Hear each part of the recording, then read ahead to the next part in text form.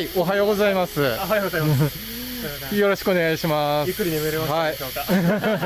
だいぶもう目覚めのセミの声がね、いいですね。今日天気もちょうど良くて、はい。じゃあ今日は屋久杉ランドを苔ガイドの大水さんに案内してもらいます。はい。よろしくお願いします。よろしくお願いします。じゃあ早速行ってみましょうか。行きましょう。はい。先にそういえば、道具をお渡ししとこうと思って。はい。はい。私いつもガイドするとき、まあルーペをお持ちの方とかもちろんいらっしゃると思うんですけど、私はこのライト付き。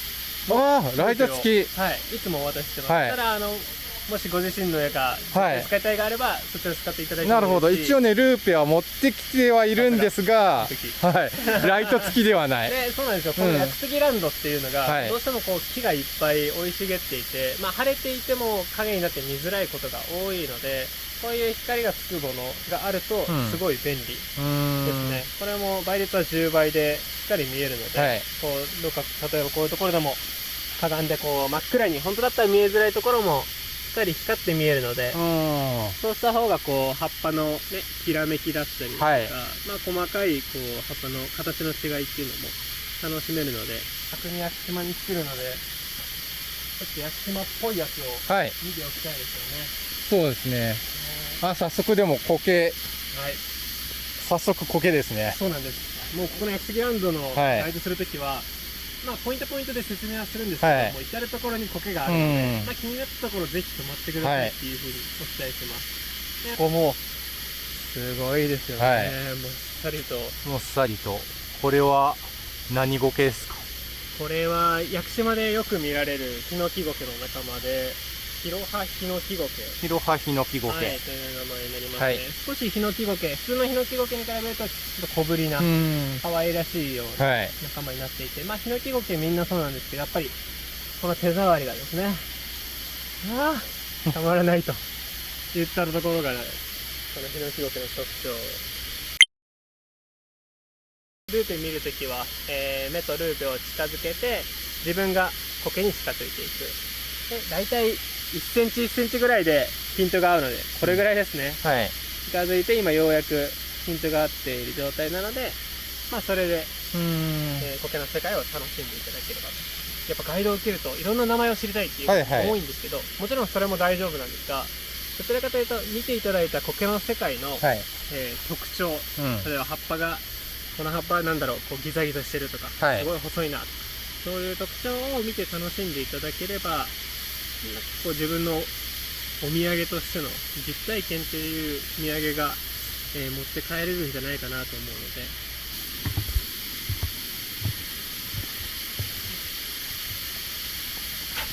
階段がここ特に多くって、まあ今日はまだマシなんですけど、滑りやすかったりするので、気をつけていただければと思います。見るとこがですが、とりあえずここがイグリスが言われて、ツガの木になります。このでかいやつ。屋久島の三大巨木の一つと言われてて、有名なまあ杉と、このツガ、あとモミが、屋久島の三大巨木と呼ばれて、結構もう本当に長い年月かけて大きくなってる木っていうのが、屋久島には多いですね。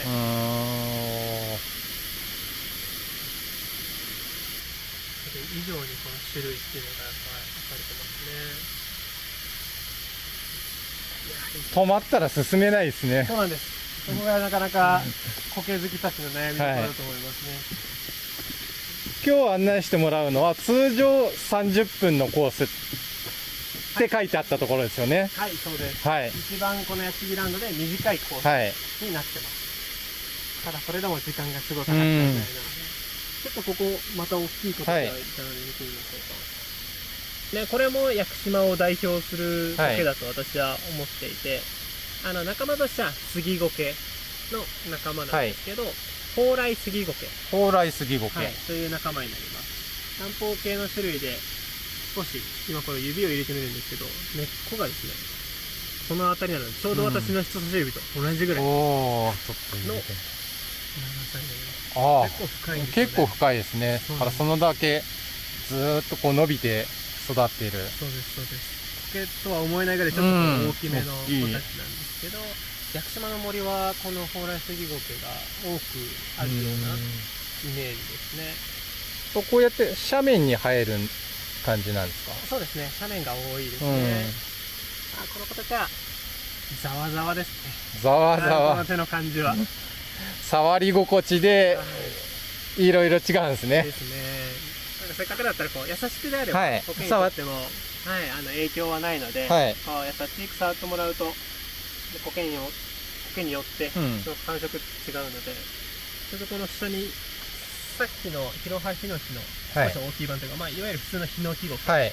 なんですけど、やっぱ触り心地違うなと思いますね。こうやっぱヒロハヒノキより比べるとちょっと大きいですよね。そうですね、もう本当若干の世界になるんですけど、これがヒノキゴケで、これがヒロハヒノキゴケ。はい。手を入れると感じが。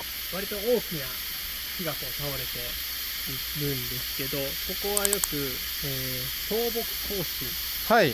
という、ワードの勉強スポットとしてはい挙げてるんですけど、この見てもらうと倒れてる木はい。の、上にですね、ちょこちょこと木の赤ちゃんが出てると思うんですね。こういう杉の新芽だったりだとか。こういうんですね。はい。はい。森はですね、倒れた木がボーンって倒れて、そこにこう苔が張り付いて、で、そこから、ね、樹木がまた新しい芽を出して、そこから伸びていく。っていうことが屋久島ではよく見られていて、もともとは屋久島はそんなにこう、土が豊富じゃないので、栄養、どちらかというと乏しい環境なんですけど、そこの木が倒れた上に苔が入り込んで、栄養分だったりとか水分だったり保持することによって、こういう植物、はい。新しい植物たちが芽生えるっていうことで、この豊かな屋久島の自然を作ってきたっていうふうに言われてますね。なる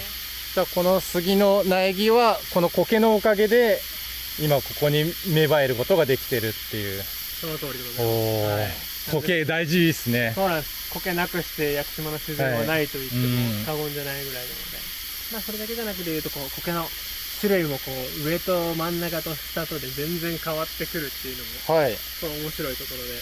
確かにこの上の方に生えているのを真ん中辺のやつで、下の方はなんかしだれるようになってますもんね。そういうのもやっぱそれぞれに多分好みの環境っていうのが、同じ転がってる木の上でも好みが違うんですね。そうなんです。ヒメ、水苔、もどき。はい。この子たちは葉っぱが面白い形をしていてですね、こう本当それこそ筒状にというか、こうなんですね、丸をこう作るように、円形作るように葉っぱをつける子たちですね。これとかも。うわー、もう木が苔。苔。何言ってんだかわかんないけど。全部、これ、あれですね、ヒロハ。うわ、こんなヒロハヒノキゴケのおかしいやつ見たことないよ。すごいですよね。下のあたりのこの水滴がついてる感じもまたいいですね。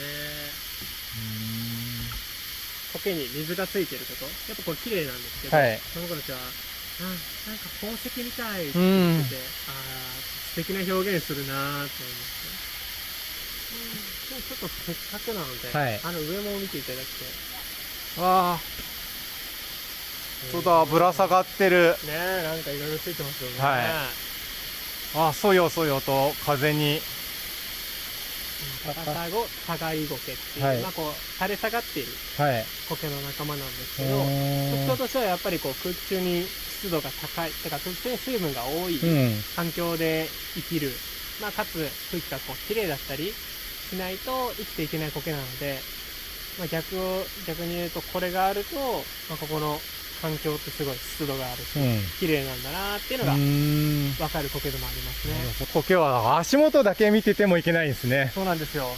これ下見てたら見逃しますよ。そうなんですよね。つい苔を見ようとしたと下ばっかりね見るんですけど、これ私が言ってたこの山の中入っちゃっても見ちゃうギンゴケズボンです。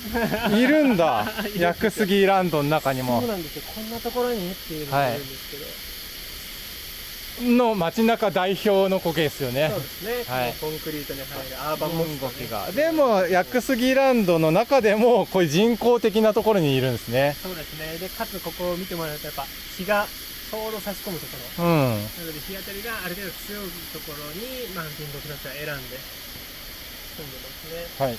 珍しいとは言わないけど、いわゆる葉巻苔系ですね、まあ、コンクリートに入るようなやつが、うん。もうずらーっと並んでる、もう圧巻の景色で、だいぶここもあれが木が、うん。ね、なくなっちゃって日が入ってだいぶやられてきてるんですけど、またちょっと違うところにしましょう。はい。お目当てのやつが。ちょっとなかなかかわいそうな感じになってます。森の中のやっぱり同じところを観察してても、こう木が倒れたりとか枝が落ちたりで変わるんですね。そうですね。もう本当にちょっとしたことで、苔たちの好む環境っていうのは変わっちゃうので、もうパッと見てもこう、木がいっぱいあって、でその次にちゃんと苔がもうこびりついてる。生えてる。っていうのが、まあこの景色はやっぱ屋久島っぽいよな。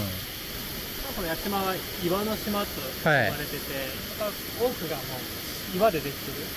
でその岩がこう雨だったりとか台風だったりとかでこうどんどん削られていって、こう山から剥がれ落ちたものがこんな感じでこうゴロゴロ転がってるっていうのが屋久島ならではの景色ですね。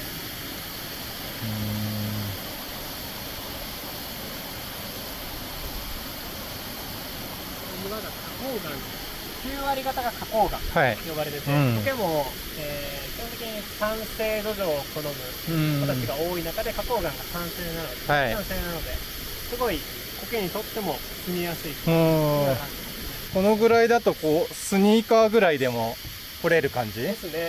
もう私もこれでもちょっと頑張ったぐらい、そんなにこれも履かなくていいぐらい、本当に登山靴などかはもう必要ないぐらい。簡単な本、せっかくなんで見てみましょう。名前の面白い苔、これ今見ていただくと若干黄緑っぽいというか、薄黄緑っぽい。これだね。これ羽むくむく。そうですそうです。これ見たかったやつ。本当ですか。ですむくむく苔って名前からしてね面白い苔なんですけど、これもまあでかい杉がどんどんとあって、その下が面白いこの巨岩を抱いている。この杉の木のこれが根っこってことですね。そうですそうです。この根がここが苔に覆われてて分かりにくいけど、大きい岩なんですね。そうですね。だからこれに関しては最初、もう倒木行進の話をした時に、まあ倒れた木の上に苔があってっていうのと同じ、ように岩の上に苔がついて、その上に杉が出てきて、それがこんだけゴーッと大きくなってきて、でどんどんそれだけ大きくなるとそれだけ水分だったりとか栄養もいるっていうことで、この岩の下にあるこう土を求めてこんだけ根っこを伸ばしてる。だからこういうちょっと独特な風景なんですね。そうです。これも面白い苔としてはい。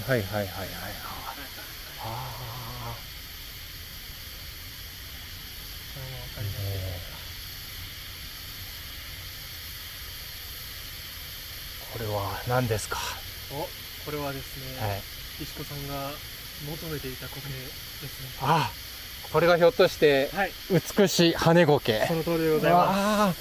これですよ。これをね見たかったんです。図鑑で見て、まさにこう羽みたいですね。これが貝類と言われたの信じられないぐらい本当ですよね。綺麗な図鑑で見てもだったけど、実物見てもこれ貝類なのっていうね、不思議。大型の鮮類ぐらいな。やっぱりね、屋久島とあと高知県とかにも生えてはいるんですけど、でもやっぱこう南の方にでようやく見られるような苔なので、湿度的に必要で、かつちょっとこう陰ったところが好きですね。あとは下は木の上につくことが多いので、こういう根っこだったりとか、あとは倒木とかの上についていることは多いですね。ただ屋久島の中でもこう見れる場所は限られているので、まあむやみやたらに探すっていうよりかはもう最初は教えてもらった方がはい。確実かなとは思います。大水さんに案内してもらって、もう一回復習できると、すごい勉強になるかもしれない。ああですね。足りないですからね。足りない最近はここで昔、まあ、屋久島で杉が伐採されてたよっていうので、はい。伐採跡になりましたね。これがもうしっかり切られてて、その上からまあ新しいのが出てるんです。だから下にいっぱい木がもう置かれてるじゃないですか。うん。これもすごいいい木だったんですけど、はい切ってから実は空洞だったとか、あんま良くなかったっていうのがはい残されてることがあるんですよね。で、今、屋久島でお土産屋さんとかにこう、はい工芸品あると思うんですけど、そういうのは全てこういう、まあ、昔切ってたけど使わないやつ、うん。土埋土っていうんですけうど、ん。それから使って発電することが多いですね。また、これちょっと一子さんには外せないかなと思って。ああ。はい、あさあもう、あ。はい。わあ、ご存知、ジャゴケ。屋久島にもちゃんといる。屋久島にもいっぱいいます。もうこの周辺はこのジャゴケにどんどん侵食されていってるんで、怖いなと思いつつ、怖いこのスギゴケちゃんたちがもうどんどん飲まれてますからね。そうですね。居心地いいんですね。ねやっぱこのジャゴケははい匂いが楽しい。ジャゴケの、屋久島のジャゴケの香りを。ああ、爽やか。ねえ。うわ、癖になりそう。ここはなんかずっとジャゴケ的なそうなんですゾーンですね。もともとはこんなんじゃないかって。じゃあ、どんどんやっぱ広がってきてるので、うちょっと止めないとなとは思いつつ、ん。はい。まあこれが自然のね、うん流れなのかなと思うけど、ちょっと大きい杉もはい。見に行ってみましょうか。わかりましたはいちょっ。と遠回りになるんですけど、はいこちらの杉を見に行きます。これは姫シャラ、姫シャラ。はい、と言いまして、この樹皮が触るとすごいわかるんで、あとぜひはい触っていただきたいんですけど、触るとちょっと冷たい木うーん。になりますね。はい、この辺のやつですね。この辺もさすがお目が高い。これも割と南方系の種類で、木ぶりなぎごとになりますね。すごい繊細。ねえ、こまごましてますよね。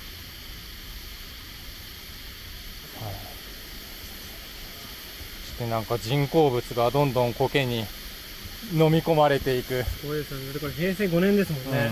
う川に近づいてくるので、また湿度がん。はい。上がってきているっていうのが、この、あ、これだ。この苔の。こっちにも、あそこにもいっぱい、はいこっちにもいっぱい。こっちが一番見やすいかもしわあ、ここすごい。れない。これが下がりごけ。下がりご。はい。へあといっぱい出てきますね。少し大きめな杉になりますね、こちらが。杉ランドの30分コースでもはい楽しめる大きい杉として、天然杉というものうで、ん。樹齢が1000年になる天然杉というふうに言われているんですけど、やっぱり標高、直径が全然違いますね。はいこの近づいてみます。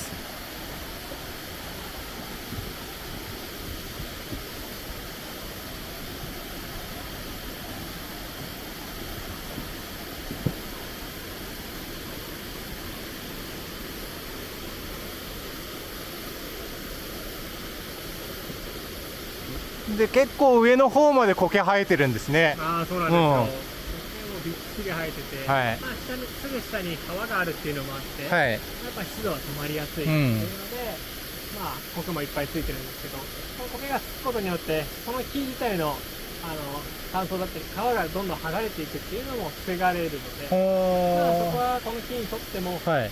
悪くはないのかなっていうぐらい、なんかいいとまでは言えないんですけど、はい。 2000年杉、ライフハック。ライフワーク。ぜひ皆さんに2000年までちゃんと生きていろよみたいな。もう伸ばしてやろうとはいいう願いも込めて、ここから上がっていきます。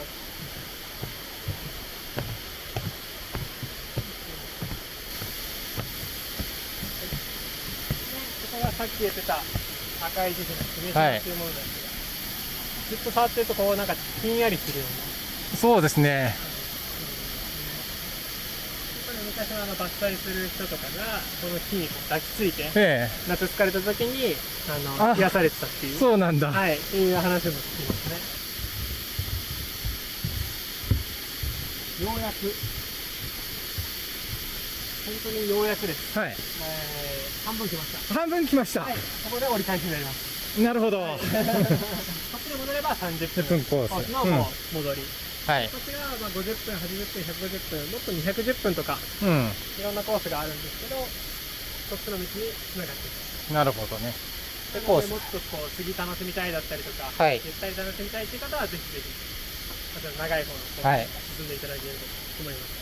じゃあ我々は30分コースで苔の歩みで帰りましょう。そうですね。もう30分で勘弁してください。30分で終わらないからね、苔の人たちは。はい。いっぱいいっぱいで30分コースですね。全然30分で歩けど試しがないんですけど、まあそれぐらいゆっくり歩くっていうのも、ね、一つの面白いうん。経験だと思ってるので、この屋久杉ランドの中でもさっきの川の流れてるところに近いかどうかで苔の厚みが違うんですね。ですね。全然やっぱり苔のね量もそうだし種類もそうだしっていうので、やっぱそこそれぞれで好みが変わってきますね。一気にこう明るくなったはい。ところになるんですけど、これもさっき言ってた台風の影響ですね。そうですね。すごい急に明るくなった。そうなんです。うん。これがもうあ、ここだ。がっつりここが倒れて、この辺から倒れたんですね。ザザザーっと下のうんここまで流れていった。で、ここの辺りが急に空が。なのでこの崩れた後とかもうん実はどんどん変わっていって、うん。まあ、この辺のヒノキゴケもちょっと良くなってるし、見てもらうとやっぱ杉ゴケ系が多いですね。小杉ゴケって言われる、まあ、ラチ、土の上の、まあ、植物繊維の最初の方に生えるような植物、苔たちが多いので、じゃあヒノキゴケみたいなのがやられてきて、特に杉ゴケ系が、小杉ゴケとかが優勢になってきて、そうですね。でまたここも森になっていくんですね。すごい長い時間をかければ。そうですね。いずれは植物もちょこちょこ生えてきてるので、はいまあこれがどんどん大きくなればうん暗くなって、はいあヒノキゴケが滑るぞってなると、また元通りになる。なるほど。ヒノキゴケの住宅ができるのには何年ぐらいかかるんですか？まあでもここだったら、はい50年ぐらい見とけば50ない年。んじゃないですかね。ヒノキゴケがまたここにお引っ越ししてくるのには50年ぐらいかかるんですね。細かい土地開発があったので、はい、一回立ち退きになりましたけれども、で50年後にまたリベンジと。でも50年後にヒノキゴケに有利になると、もうこの小杉ゴケとかは住みにくくなっちゃうってことですよね。はい。うんなので入れ替わりでこう立ち退きうん。してもらって、はいこの小杉たちはまたなんか別の。倒れたところであ入りますって言ってあ行くので、なかなか目まぐるしく変わってきますね。小町ゴケあ。はい。なので、小町ゴケなんです。ああ私よりも先に見つけられた。えこのちょっと葉っぱが丸くなっていて、はい葉っぱの付き方がこう三角形になってうん。 3列についてる苔があるんですけど、こう風貌がね三大美女、世界三大美女の小野小町に似てるっていうことから付けられた小町ゴケ、もう花束だ。そうやってレンズとこう組み合わせるとスマホで拡大が撮れるんですね。ねえ、あー、綺麗。すごい綺麗に映るので、はい、こんな感じにこなんります。な感じで。この辺もずっといいですね。こうあ助かる。優しく。あー、すごい。ふわっふわ。ですよね、うんすごいですよ。一月に35日雨が降るっていうほ雪雲っていう本があるんですけど、ええそれでも書かれるぐらいう。雨が多い島で知られていて、まあこのなんていうんでしょうね、まあ、いつの時期でもはい。大概1週間に1回は必ず雨は降るし、うん降った時にすごいスコール的な降り方をするんですよね。はい。なので降水量はやっぱりもう全国1位ってうん。言われてるぐらいなので、やっぱりこう雨が多いので苔には最高はい。っていう場所になりますね。おー、すごい。屋久島っていう感じ。すごい絵になるわ。本当ですよね。うん私ここに住んでんだって思います羨ましい。ね。若干こう細かめというか、この辺の緑、はい。細かく見えるんですけど、はい。細かく見える。はい、これまた違う苔、これも今まで出てきてな綺麗いんですけど、ホーリースギバ苔。この苔たちは、まあ見てももちろん面白くって、まあ、遠くから見ても分かってもらえるのかなと思うんですけど、こうなんか細かいじゃないですか、線があって。で、葉っぱという葉っぱがすごいちっちゃいんですよ。はい。なんですけど、それでこの細かく線っぽく見えてるんですけど、触っていただくと、はい。意外になんかザラザラしてて、ゴワゴワして、もっとふわふわかなと思いきや、なんかあれゴワゴワしてんなっていうのが、この苔の私は特徴だと思っていて、なのでぜひぜひ苔も、まあ見つけたら優しく、もちろん優しくなんですけど、こう触って楽しんでいただくっていうのも、一ついいのかなと思いますね。印象違いますね。見るのとじゃ違うので。この入り具合が最高です。最高ですね。これも最高です。ちゃんと水気もあって、はい。この日の入り具合は、なかなかない。この雨の多いと言われている屋久島で、このいいお天気ですよ。いやー、さすがでございます。入り口にあったくぐりすがではなくて、くぐりすぎですね。杉バージョン。はい。もともと2本あった杉がガッチャンコして1あ本の杉になってるっていうものですね。この間をくぐっていける。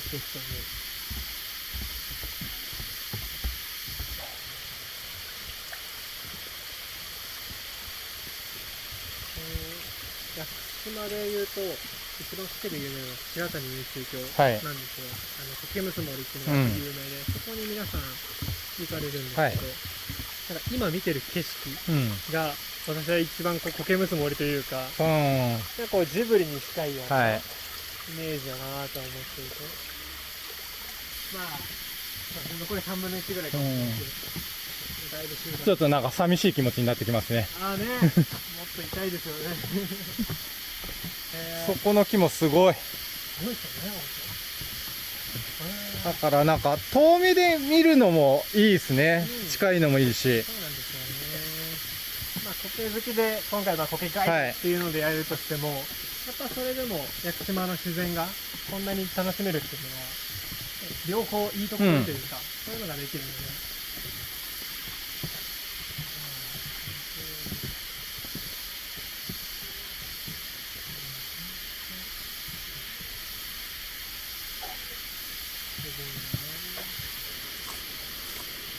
皆さんの前路のこの脇ですね。はい。ここ結構割と美しい羽が間近に見れるので、すごい結構というか美しいだらけ。ね、美しいだらけです。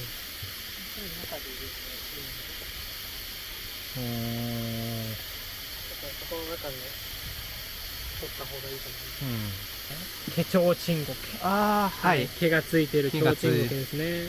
ここの辺ですね。毛がついてる。これもループで見るとやっぱりね、花根がすごい見えるっていうのが面白いですね。ここからちょっと橋を渡ります。かっこいいね、この橋。一気に渡った橋の戻りですね。ここ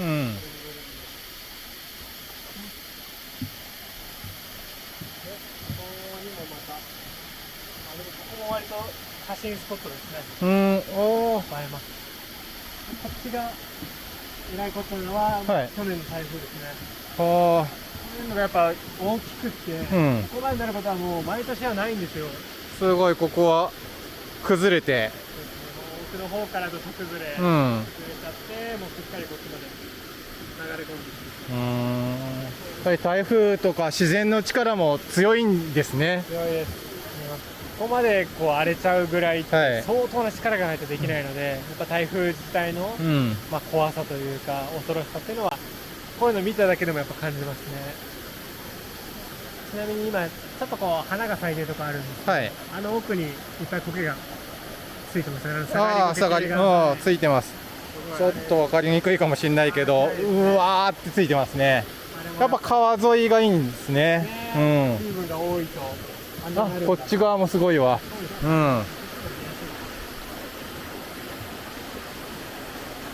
木のところにさーっと下がってます。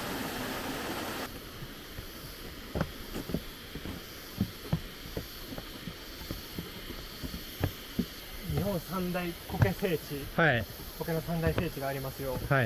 あの中でどこが好きとかありますか？ちなみに。どこが好き？全然気使わなくても大丈夫ですし。でも回数的には北八ヶ岳一番行ってるので、今まで北八派だったんですよ。で奥入瀬は行って屋久島今回初なので、ちょっとまだ屋久島の本気をいろいろ見てからですね。なるほど。私も今屋久島住んでるっていうのはもちろんあるんですけど、他の2つも行ったことがあって、やっぱそこと違うなと思うのは、こうなんて言うんでしょうね、いろんな種類があるっていうのが、やっぱ他の2つと違うところではあるなと思って、2つの奥入瀬も北八ヶ岳すごい景観として綺麗なんですけど、どうしてもこう一つの種類が印象にいっぱいあるっていう見え方じゃないですか。そうですね、ここはなんか苔だけじゃなくていろんな植物が混ざってる感が屋久島他のところと比べてすごいなと思って。そうなんですよね。多分苔好きじゃなくてシダ好きももうすごい喜ぶだろうし、写真撮りたいよ、群落の写真撮りたいよっていうのはちょっと難しいんですけどさあもう出口になります。帰ってきた。もう帰ってきました。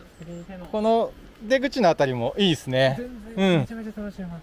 最後こんだけヒノキがしっかりついてくれてるので、もう最後触ってヒノキゴケにお別れして、癒しを最後にいただいてありがとうねと。でヒノキゴケありがとう。やっぱすごいですね。一応この屋久杉ランドの出口に出てきます。一般の方からするとだいぶゆっくりの30分コース。でも今日は動画用で少し早めに歩いてくださいって大水さんにお願いしたのでだいぶ早く行ったけど、いつものガイドだともう少しゆっくりルーペを覗いたりの時間を取りながらみたいな。そうですね、もうルーペでじっくりする時間っていうのが倍あると思っていただければって感じ。写真もねゆっくり撮りたいですもんね。そうなんですよね、ゆったり感じながら。でちょっとせっかく出口なので、終わりと見せかけてるんですけど、まだ楽しめました。このちょうど屋久杉ランドの出口にこう、大きいところでこっちから見ましょう。ここいらに大きい苔、すごい。これ水苔の仲間で、大水苔。大水苔。改めまして私大水康介でございます。大水さんと大水苔。私です。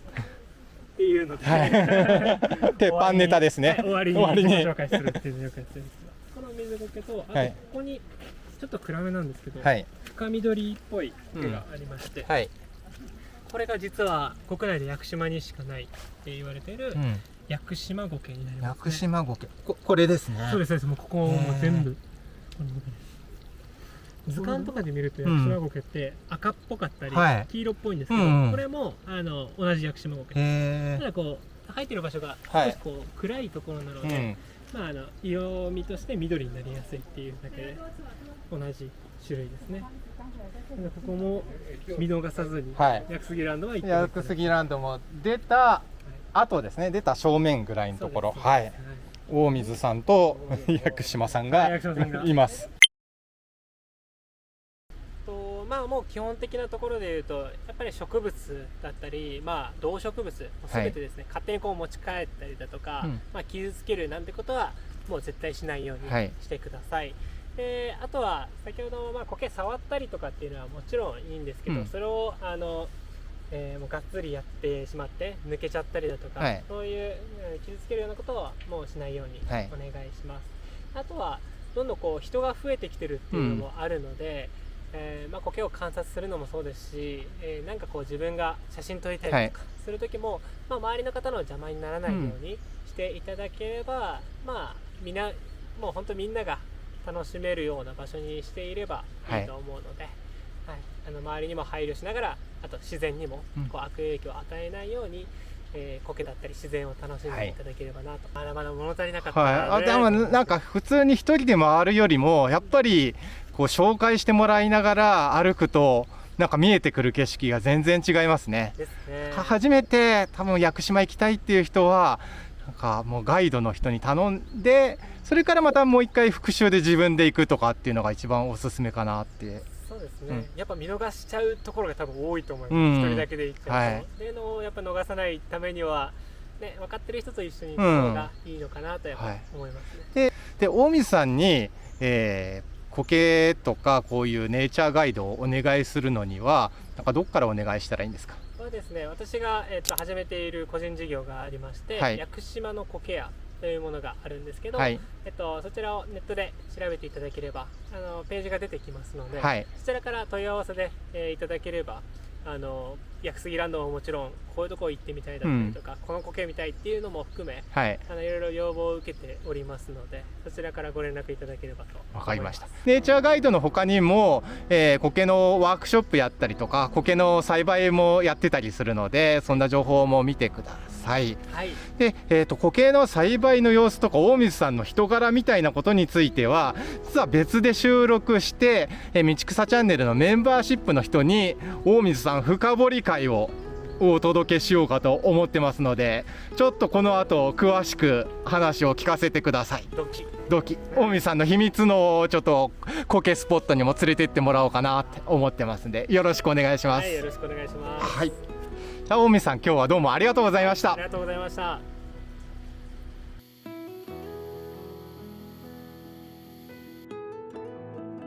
さんがすごい多かったですけど、最近はもう初めての方がすごい増えてきてます。そうなんだ。初めましてでも作る